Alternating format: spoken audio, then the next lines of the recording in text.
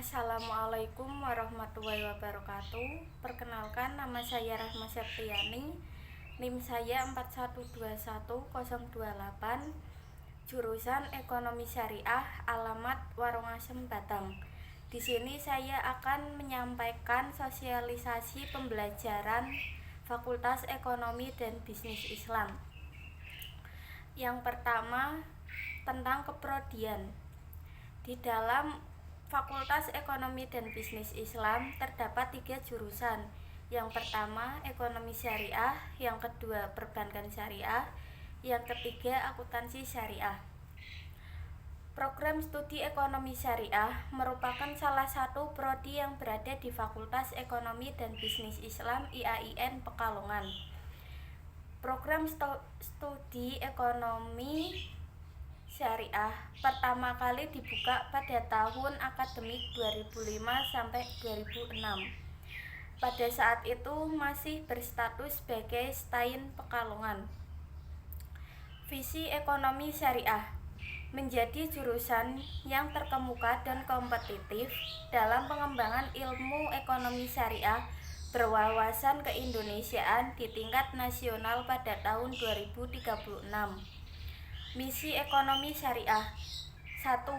Menyelenggarakan pendidikan untuk menghasilkan sarjana ekonomi syariah yang memiliki kecerdasan spiritual, keluasan ilmu pengetahuan, kesetiaan terhadap keindonesiaan, kemandirian dan kepeloporan dalam kehidupan. Yang kedua, mengembangkan ilmu ekonomi syariah melalui penelitian bagi kepentingan keindonesiaan dan kemanusiaan. Yang ketiga, mempelopori dan ikut berperan aktif dalam penguatan dan pemberdayaan masyarakat berbasis ilmu ekonomi syariah. Yang keempat, menyelenggarakan tata kelola kebanggaan secara profesional, transparan, dan akuntabel dalam rangka mencapai kepuasan civitas akademika dan pemangku kepentingan. Tujuan program studi ekonomi syariah. Yang pertama, menghasilkan sarjana ilmu ekonomi syariah yang memiliki kecerdasan spiritual, keluasan ilmu pengetahuan, kesetiaan terhadap keindonesiaan, dan kemandirian dalam kehidupan. Yang kedua, berkembangnya ilmu ekonomi syariah berwawasan keindonesiaan melalui pengkajian dan riset ilmiah. Yang ketiga, terbentuknya masyarakat yang kuat dan berbudaya dalam kehidupan berbangsa dan bernegara. Yang keempat, terselenggaranya tata kelola jurusan ekonomi syariah yang profesional, transparan, dan akuntabel dalam rangka mencapai kepuasan civitas akademika dan pemangku kepentingan. Saat ini program studi ekonomi syariah terakreditasi B. Bahwa program studi sarjana ekonomi syariah IAIN Pekalongan terakreditasi dengan peringkat B. Adapun profil lulusan ekonomi syariah. Yang pertama, praktisi ekonomi syariah. Mahasiswa mampu bekerja di lembaga keuangan syariah baik bank maupun non-bank. Yang kedua, entrepreneur ekonomi syariah. Mahasiswa bisa mengembangkan bakatnya sebagai kewirausahaan yang sesuai dengan prinsip-prinsip ekonomi syariah, baik mendirikan maupun mengembangkan usaha yang sudah ada. Yang ketiga, analis ekonomi syariah. Mahasiswa melakukan analisis fenomena yang ada di masyarakat terkait dengan ekonomi syariah, serta memberikan solusi terhadap masalah yang ada. Yang keempat, peneliti muda, di mana nanti lulusan program studi ekonomi syariah mampu melakukan berbagai penelitian ilmiah sesuai dengan kompetensinya. Kurikulum program studi ekonomi syariah.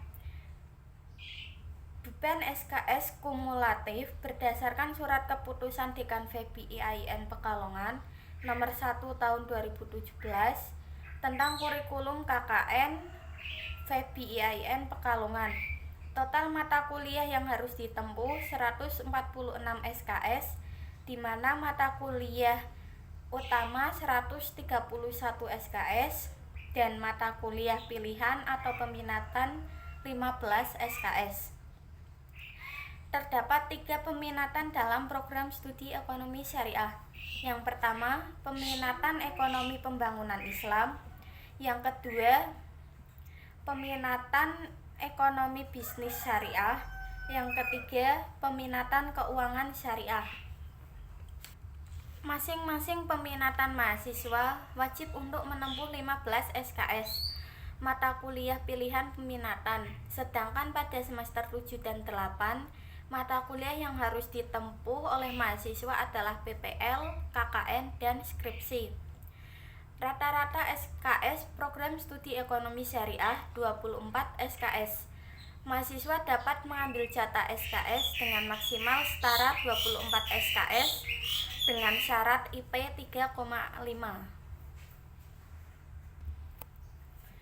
Materi strategi belajar di perguruan tinggi disampaikan oleh Bapak Agus Arwani. Investasi masa depan. Yang pertama, pengetahuan. Akan mendapatkan pengetahuan yang berbeda di tingkat SMA dan mendapatkan ilmu yang lebih di jenjang perkuliahan. Yang kedua, keterampilan. Keterampilan berbicara dan presentasi. Yang ketiga, teknis. Bisa digunakan setelah lulus sekolah atau kuliah. Yang keempat, sikap. Akan terbentuk sifat yang dewasa. 5. Pengalaman. Mendapatkan pengalaman lebih banyak dan lebih luas. Perbedaan kuliah dan sekolah. Yang pertama, tanggung jawab lebih besar, nilai lebih tegas, jumlah ujian lebih sedikit, kecepatan mengajar lebih tinggi, tugas tidak selalu diperiksa. Akan mendapatkan pengalaman di kuliah. Cara belajar. Yang pertama, strategi belajar visual. Gunakan gambar, peta, grafik. Yang kedua, visualisasikan materi dalam benak. Yang ketiga, pahami materi lewat bacaan atau gambar. Yang kedua, strategi belajar kinestetik. Pertama, libatkan sebanyak mungkin anggota tubuh, perbanyak latihan soal. Yang ketiga, strategi belajar auditorik. Pertama, dengar baik-baik penjelasan dosen. Terangkan secara lisan suatu pelajaran pada teman. Gunakan nada-nada untuk mengingat. Yang keempat, strategi belajar kelompok. Pertama, pilih teman belajar yang cocok. Saling bandingkan catatan, rutinkan belajar bersama. Yang kelima, belajar mandiri. Perbanyak literatur dan latihan soal yang digunakan. Pilih tempat belajar yang tenang. Setelah memahami materi, cobalah berdiskusi dengan orang lain. Yang keenam, menulis poin-poin yang penting. Membaca yang efektif. Metode membaca, question, sebuah pertanyaan dan jawaban, survei, mendatangi lokasi, read, membaca, recite, membaca kembali, review, mereview apa yang sudah dibaca, menyimak dan membuat catatan kuliah. Strategi menyimak aktif. Pertama, jaga kontak mata, aktif di kelas, fokus, selektif, dan mencatat. Yang kelima, teknik mengingat. Grouping, gunakan irama, gunakan singkatan, visualisasi, kata kunci. Yang keenam, strategi menghadapi ujian. Yang pertama, sedia cukup waktu belajar. Yang kedua, tahu spesifikasi ujian. Yang ketiga, belajar kelompok. Yang ketujuh, sumber penting, yaitu perpustakaan, soal ujian tahun lalu, dan Google Scholar. Yang kedelapan, menjalani ujian. Pertama, perkiraan kemacetan. Yang kedua, kerjakan yang mudah dulu. Yang ketiga, redakan tegang. Yang kesembilan, setelah ujian, periksa penjumlahan nilai, periksa tiap pengurangan nilai dan alasannya, simpan berkas ujian, nilai di perbatasan. Yang kesembilan, setelah ujian, yang pertama, periksa penjumlahan nilai.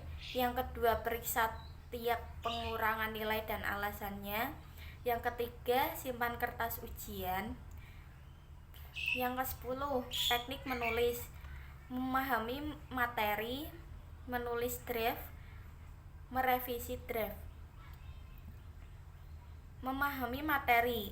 Yang pertama, pahami deskripsi tugas. Yang kedua, perkaya referensi. Yang ke-11, penyajian materi. Yang pertama, gunakan ilustrasi dan animasi. Tampilkan inti saja.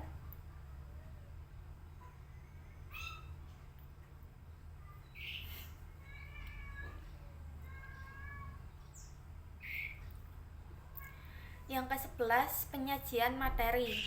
Yang pertama, gunakan ilustrasi dan animasi. Yang kedua, tampilkan inti saja. Yang ketiga, baca semudah mungkin untuk dimengerti.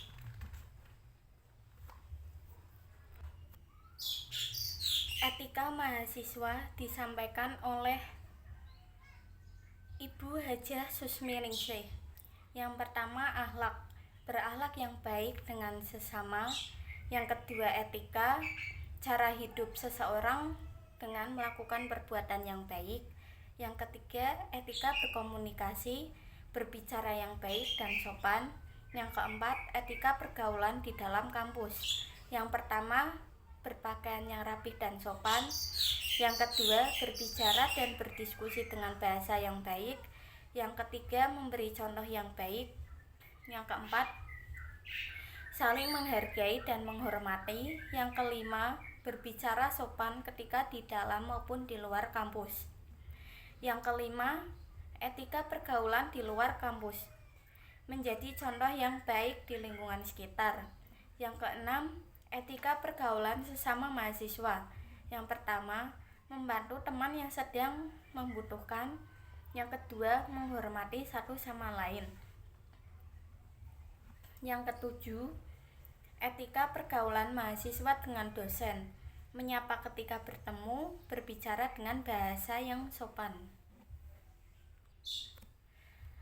Materi kiat menulis karya ilmiah yang disampaikan oleh Bapak Kuat Ismanto.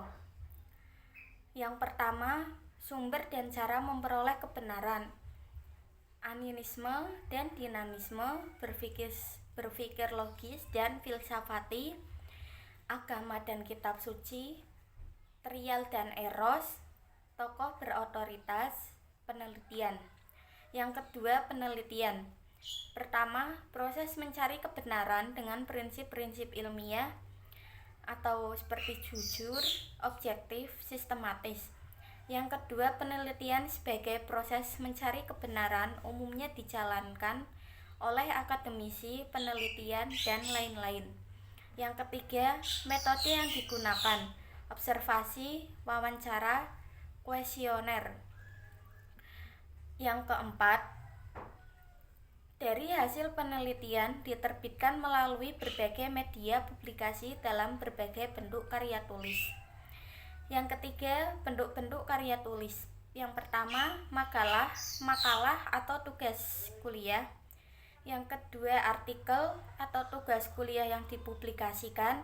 Yang ketiga, skripsi atau program sarjana. Yang keempat, tesis atau program magister.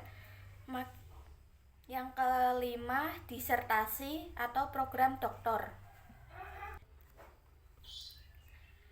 Yang keempat, menentukan ide menulis. Pertama, mengamati. Yang kedua, membaca. Yang ketiga, diskusi. Yang kelima, keterampilan menulis. 1. rajin berlatih, berlatih, dan berlatih. Yang kedua, menggunakan referen manajemen. Yang ketiga, menyajikan dengan baik, logis, dan sistematis. Yang keempat, menjaga originalitas, menghindari plagiasi, dan similarity. Sekian dari saya, kurang lebihnya mohon maaf. Wassalamualaikum warahmatullahi wabarakatuh.